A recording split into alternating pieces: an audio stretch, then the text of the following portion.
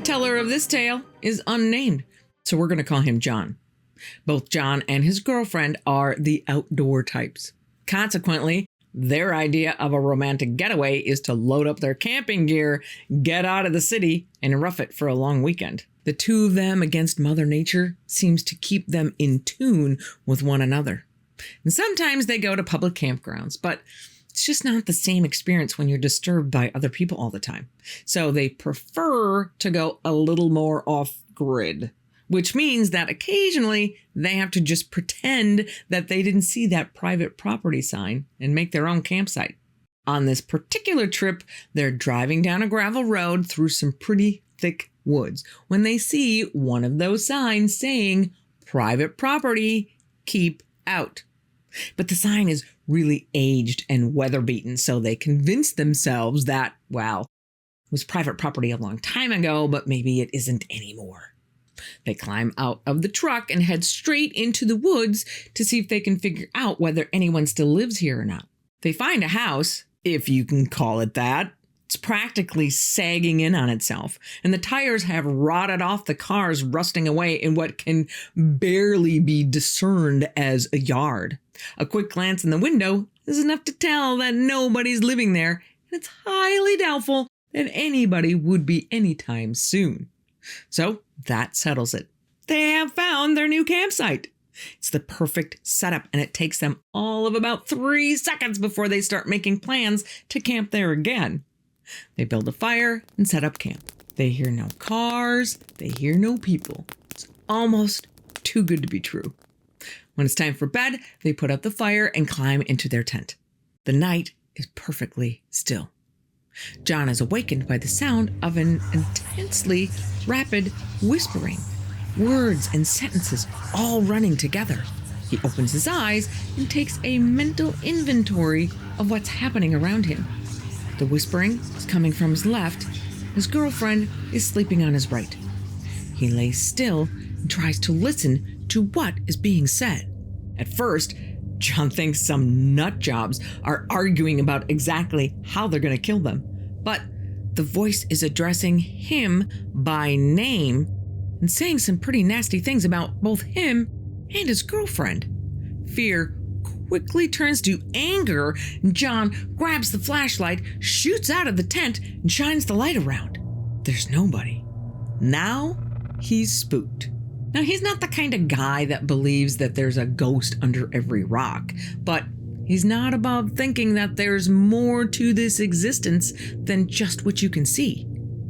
He manages to talk himself into believing that it was just a dream, but he didn't really believe it. Just as he's about to fall asleep the second time, the whispering returns. And since he's already awake, he reacts faster this time, grabbing the flashlight and bursting out of the tent. And this time, the light flashes on a form that makes fear rock his entire body. Should have been a person, but the arms and legs are way too long, and it runs on all fours, moving with this insect-like motion of starting and stopping and starting and stopping. Its movements look choppy and unnaturally quick.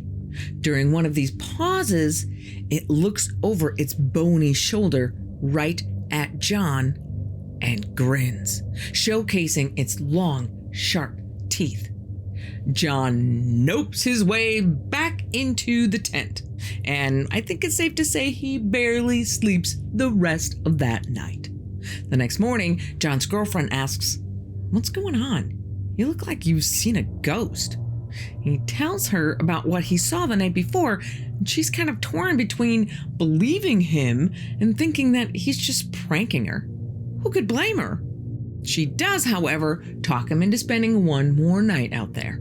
Maybe whatever it was has had enough fun, it will leave them alone. If it were violent, it wouldn't have woken him up, it just would have attacked. Makes sense, I guess. But John's nerves are electrified the entire rest of the day. He keeps thinking he sees that thing behind trees, doing impossible things like completely disappearing behind a tree that's way too thin, like you see in some cartoons.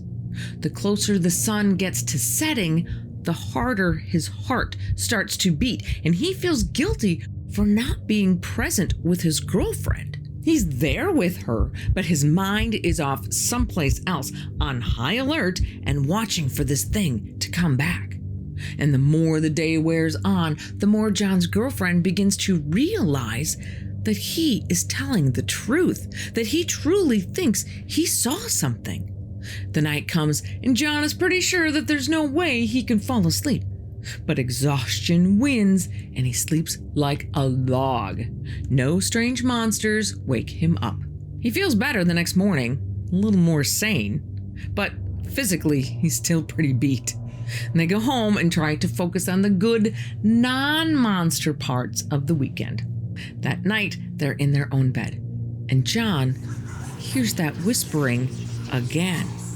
It's next to his ear, which means the damn thing is on the bed between him and his girlfriend.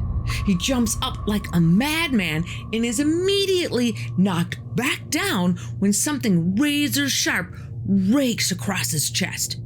When he finally gets a light on, there are 4 deep claw marks running from his shoulder to his waist. John has no clue what this thing is or why it has singled him out. Maybe next time they'll pay more attention when the sign says, "Keep out."